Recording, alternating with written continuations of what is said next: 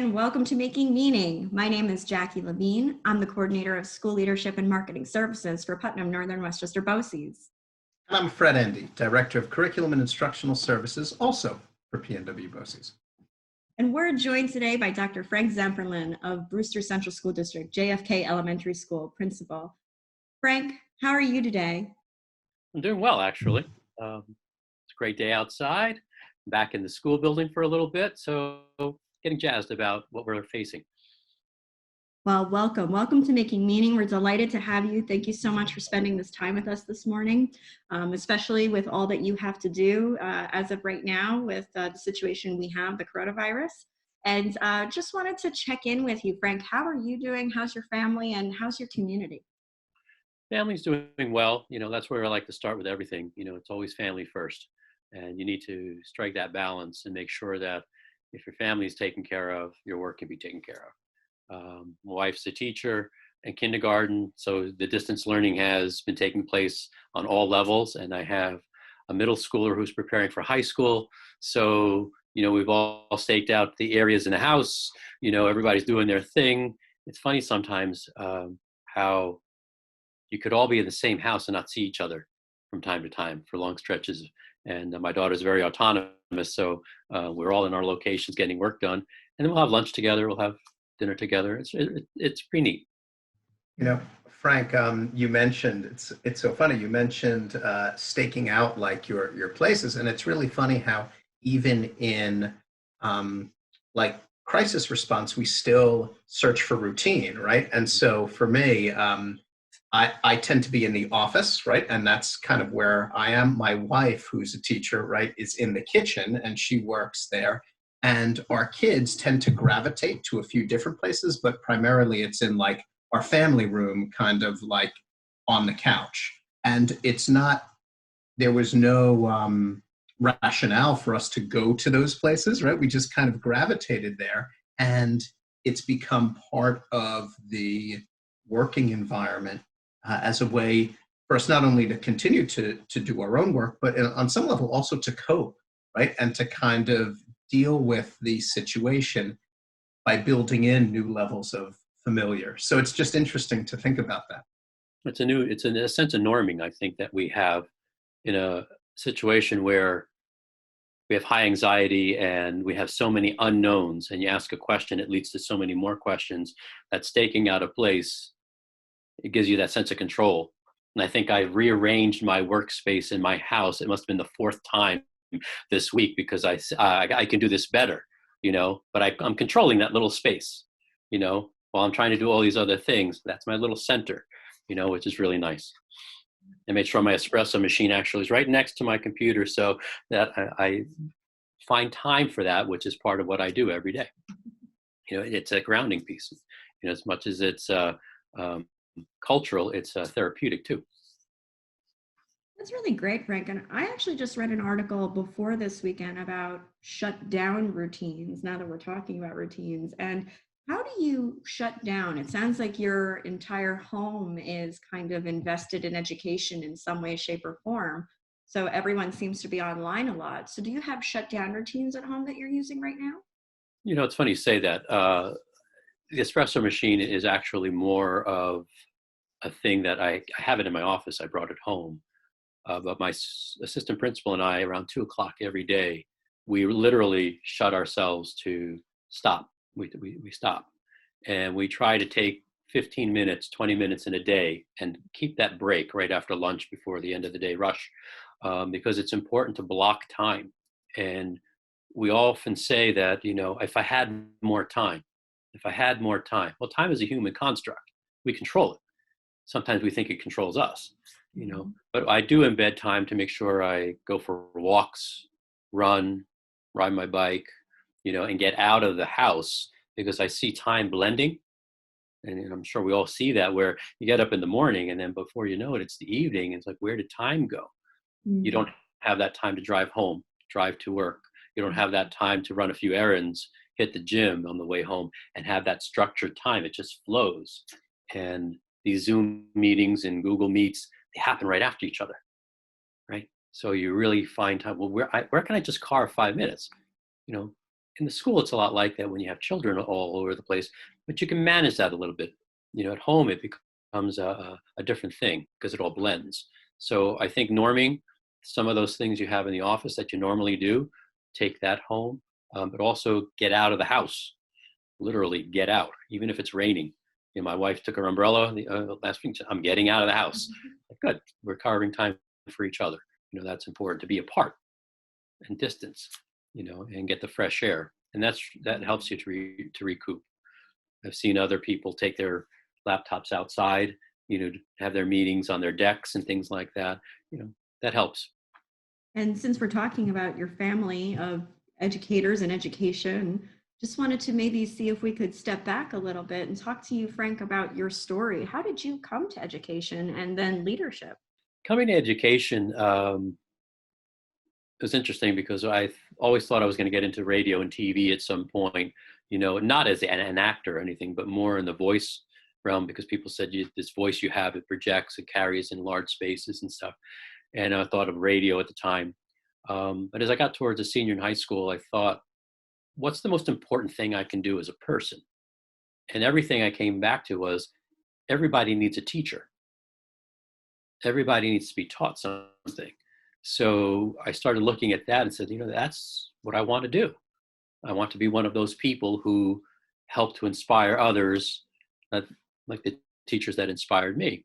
And went to college for that, and was teaching in the city for a number of years, middle school, social studies. And I was taking all these roles with department chair, leadership roles, union things. And my assistant principal came to me and said, why don't you just become an administrator? You're doing all of these things. You're coaching, you're doing everything. And I said, why would I want to do that? Why would I want to do what you're doing? I love the classroom.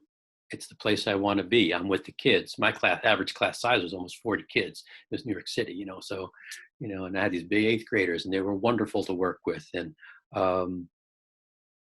she said, think of the school as your classroom. And I said, what do you mean by that? She goes, well, you influence all the children in the classroom. Think about the impact you could have on not just the children, but their parents and the teachers, and creating a culture. And I never thought of it that way. And so with Christine McQuarra's advice, I went back to graduate school and went on the path for leadership. I became an assistant principal in the school I was working in.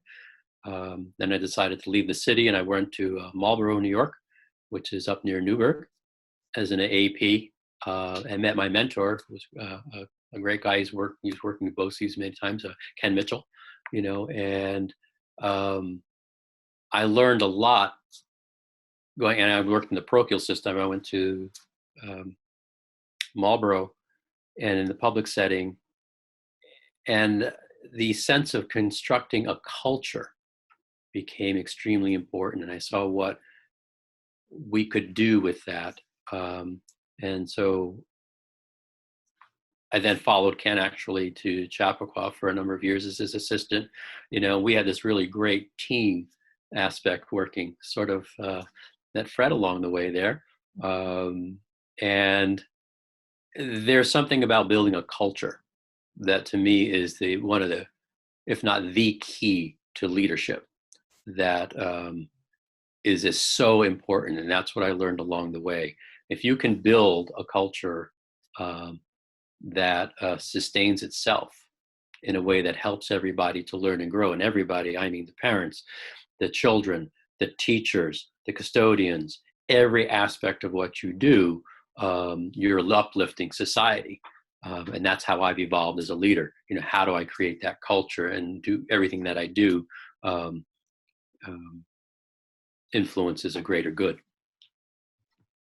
Clearly, that has resonated with so many, Frank, because in our region alone, you are a leader among leaders. You have led our RLI committee for several years. You have been important in jumpstarting our elementary principal roundtable, which is meeting weekly now during this crisis and looking to you for leadership. And even our assistant principal network has reached out to you for scheduling advice and tips that you presented just a couple of months ago to them before our schools had their closure. So, talk to us a little bit about, what it has felt like to lead other leaders in a broader capacity, because clearly this concept, this idea of building culture and improving society has lent itself to you leading around the region as well. I don't know. Thank you for the nice words, but I think um, some of it comes with time and experience too. I've been a building level leader for 28 years, and I was an assistant principal, 27, 28. Um, and you learn a lot along the way, and now it's just a matter of giving back. And I think what I've learned is the importance of grounding yourself in a philosophy that speaks to you so you can come back to it. And that's something I learned halfway through my assistant principalship time when I came across the servant leadership model, for example, that really grounded me in that's what I believe. It's like that middle school model. This we believe, that's important, so you have a grounding. Um, and I think what happens is that, you offer advice or you're there for people to talk through things. And then people say, hey, go to that guy. He could help you out. Go to him. Maybe he knows something. And that just happens a little more often lately than it did in the past.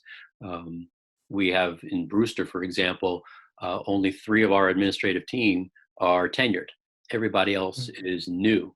So it's been interesting, even, when you're saying coming to the assistant principals group or the RLI, here I've seen a new wave of administrators coming in, and a lot of the think sessions, they just don't know. They haven't had that experience, and it's a call, and, we can then talk and tease things through. And so I think a lot of it comes down to the communication you have with people and the networks you build and so on. And then you become that person that people call for, I'd like to talk to you about, and I think that's what's been happening.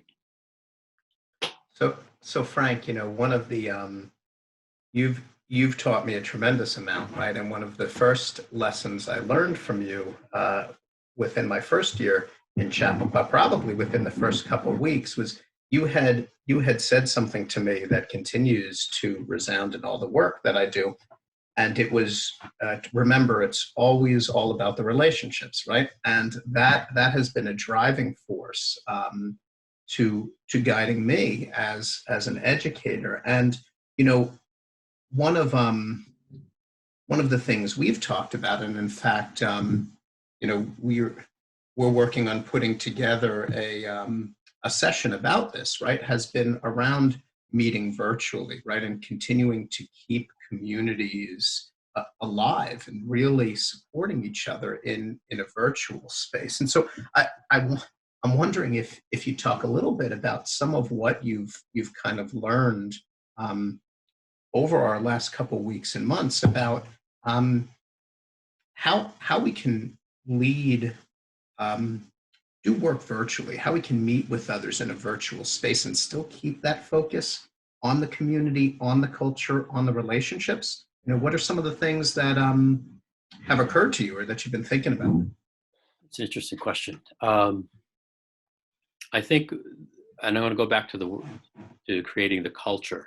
I think because if you can do that, then all of this other virtual world, other crises or whatever happens, you're able to manage a lot easier because you've already created systems of communication and relationships with people. And it's about that relationship building that is key to everything you do. So right away, when we went into this pandemic, the first thing my assistant principal and I did is we're scheduling weekly, twice a week, we're meeting with every single group in our building, for 15 minutes. We're just checking in. It's not about even the curriculum, because we put everything like that off the table. It's about people. How are they handling the situation? and it comes down to some of that thinking, when you go back to Martin Buber's research, and there's that I thou relationship. How am I connecting with thou? And how's the thou connecting with me? And I think if you build strong relationships with people, and you get hit with something like this, you're going to bend a little bit, and you're going to flex a little bit. But if you've created a negative school culture or a negative business culture or something that is toxic to begin with, then this is just going to, make it worse. And we often talk about the light side and dark side and all that stuff. But in these kinds of situations of crises, those people that are optimistic and see the light, they're becoming more optimistic. We're going to redesign culture. We're going to, create new norms. Like after every pandemic that we've had over, the last how many centuries, we've created new cultures, right? And then those people that, the sky is falling all the time, all of a sudden we're going to heck in a handbasket and forget about it, and it just gets worse and worse and worse, right? So I think if you build that positive relationship with people up front, and our job as leaders at the very onset of this pandemic wasn't about, the teaching. It was about the teachers, and those people who are making the connections with the families at home. And if I can take care of them, then they'll take care of the other group, and you trust them to do that. So I think it was more the front loading, Fred, of building the culture first, that we just adapted to this, and I'm in touch with other colleagues where there's like, it just becomes into this negative session if we're having these meetings. For us, it's about 3-4 weeks in, I would ask the teachers, how you doing? And it'd be silence, nodding their heads. It's like, we're okay, we got this. They needed a lot of support. And what can I do to help you? There were long days for leaders to do that, but that's our job. That's what we're here for, to step up even further. So that's what I did. So the virtual world didn't mean much of a difference in a sense, but it became a different medium to adapt to, in that we were able to still put things in place. But what I did learn, as we're talking about this, instead of having these big faculty meetings, what some schools have done with Zoom, and they put everybody, their grandmother on the thing, I decided to do short meetings with each grade level, each department within there, and have small targeted meetings rather than the big whole group. I may do that as the end of the year kind of celebration thing, but right now it's these groups, and they're all talking among themselves anyway. So, Well, Frank, that sounds really incredible, how you have transitioned online and continue to support your people in what seems to work best for them, but also maintains those wonderful relationships you've been building with them. And I think we're looking forward to this Friday when you, Fred, and myself will actually lead a session on leading better virtual meetings, because as you are a leader among leaders in our region, I think many would look to you to be able to provide the kind of advice and support that they would need to maybe have stronger meetings and build stronger relationships within their own faculties. So looking forward to that. I believe that's at 1:00 this Friday. So we hope to see a lot of our viewers there and learn more from you on what really makes a good meeting. So we look forward to you sharing your expertise on that. looks like we'll have a lot of fun with that. And again, it's a different medium that we're used to. But what I've also learned is how to use this medium moving forward in the fall. And I think we've had some really good learning about from the leadership to empower people. A lot of folks are using Zoom now, teachers with kids, and we've had CSE meetings, for example, where we can now just capture the family, and bring them right here. We don't. It's not. They don't have to leave their job, to do things. So it's opened up a lot of other windows for us moving forward, and that's the exciting part. It's like these pandemics or whatever crises hit, and then we learn a new medium to use more often, and now it's going to help us improve our game moving forward. That's the cool part about this. And I'm not a tech savvy person, but I don't have all these social media accounts and all those things, but just the one. But it does help to see where this can lead us, because this is the world that the kids are going to be in. It is very much so.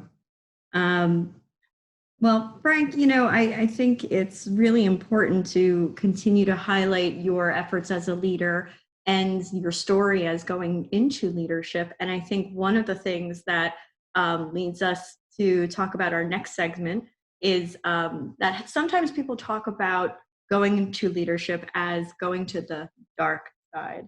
As you said earlier, think of your school building as your classroom. You're still a teacher. You're just the lead teacher, but not everybody sees it that way. Some people see going into educational leadership as going to the dark side. And we know you're a really huge fan of Star Wars. So Fred and I cooked up a game, and I hope you're game for it. It's an A or B game. And what we're going to do is we're going to see if we could test your knowledge on whether or not world leaders or members of the Sith Oh, the following quotes. Now, Fred's already got his background. there. I am ready. I'm in the middle of the lightsaber battle, and it is on. It is on. All week. Love it, Fred. Love it. So, Frank, how this is going to work, this is a speed round. This Okay. is, we're going to give you 15 quotes in 1 minute. All right. And you have to get 10 or more to win the prize. And Fred's going to tell us what the prize is. But he's not going to tell us until the end. So you have to win the prize to find out what the prize is, or maybe just play the game to find out what the prize is, what you won or what you lost. Right. You'll find out either way what the prize is. It's just a matter of whether you win the prize or you don't. Not that the pressure's on. The pressure is really on, Frank. Now, I'm going to read these fast, and you don't have a lot of time. So you're going to say Sith or world leader, and you're just going to have to take your best guess based on what I read. And Fred's going to time us. So Fred's going to put a minute on the clock. He's ready to go. All And right. I'm going to read the quotes as fast as I can without messing up. And you're going to just say Sith or world leader. Okay. Okay. All right. Now, Jackie, you want me to keep score, or are you doing that too? Oh, no, please keep score, because I can't read and keep at the same time. I wish I had those skills. Okay, so ready, Okay. set, go. He says, clumsy as he is stupid. World leader. Darth Vader. People respond well to those that they are sure of what they want. World leader. Anna Wintour. Simplicity is the ultimate sophistication. World leader. Leonardo da Vinci. Very good. Be careful not to choke on your aspirations. Sith. Darth Vader. We are not interested in the possibilities of defeat. They do not exist. World leader. Queen Victoria. Everything that has transpired has done so according to my design. Sith. Darth Sidious. Live as if you were to die tomorrow. Learn as if you were to live forever. World leader. Gandhi. When I left you, I was but the learner. Now I am the master. Sith. Yes, Darth Vader. But those who are strong can ride the storm winds to unfathomable heights. World leader. Darth Bane. I am the Senate. Sith. Darth Sidious. I find your lack of faith disturbing. Sith. Darth Vader. Faith is what makes life bearable. World leader. Yes, Madeline Lango. Proud people breed sad sorrows for themselves. World leader. Emily Bronte. Twice the pride, double the fall. World leader. Count Dooku. When they call roll in the Senate, the senators don't know whether to say present or not guilty. World leader. Yes, Teddy Roosevelt. Fred, did he win? So Frank, you got 12 out of 15 correct. So let me show you what you've won. All right. So I have to do a better job of like switching my virtual background like immediately. But here it is. Hold on. Where is it? Hold on. Come here. Oh my goodness. This is what they call just bad. We need to insert like some sort of theme or something at that time. All right, now it should work. Right, Fred? Okay, you have won, Frank, a baby Yoda. and the real Baby Yoda, not just a toy Baby Yoda. I will be getting in touch with the Mandalorian and shipping you your Baby Yoda very shortly, complete with all sorts of force powers to either make your life easier or harder. So congratulations on your win. It's better than I thought. Well, Frank, I can't thank you enough for being part of our Making Meaning today, not only sharing your thoughtfulness, your advice as a leader, and your expertise and your story, but also for indulging us in a fun little game of Sith or world leader. And I wouldn't know, I don't think they're all classified as world leaders technically, so we might want to work on our titling. It's like Sith or real people, basically, right. is what it is. Sith are the Leaders in literature and all that stuff, right? Right. Bronte and all that. That's good. That's good. That was fun. Well, good. I'm glad. I'm glad you had fun with us today. I'm glad we were able to have you on our Making Meaning. I'm looking forward to getting this up and on YouTube soon, so I'll share a copy with you when we can. But I want to thank you again for really not only being a leader among our leaders in the region, but just a fantastic colleague and friend. So I have so much respect for you and such high regard for you, and I appreciate you being here with us today. It's a two-way street. I appreciate both of you and the groups you work with. So it's been a lot of fun. Thank you. Thank you, Frank. Thank you, Fred. This is Jackie Levine and Fred Endy signing off from Making Meaning. Thank you, everyone.